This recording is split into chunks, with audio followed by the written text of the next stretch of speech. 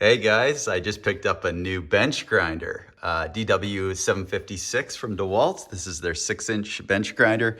I'm doing a quick balancing on it. It's actually really smooth out of the box, but I know that the radial runout in the discs are probably not perfect. I could see a slight bit of vibration this way as well as in and out. So I need to dress the stones, but I thought, you know what? I'm gonna check the machine before I start. So I set up my dial indicator, as you can see here. You can see even when I push on the floor, the dial is moving. So check this out. I'm gonna spin the other side here. Just check this out. Let's try and get both in the shot here. I know I didn't zero it perfectly, but just watch.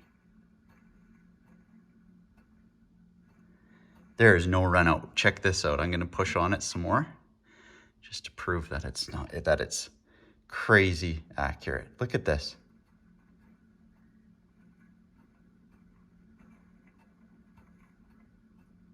Like that needle basically isn't moving.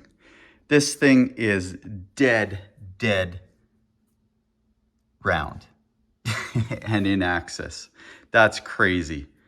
I'm glad that I paid the little bit extra for the Dewalt rather than buying, one of the off brands.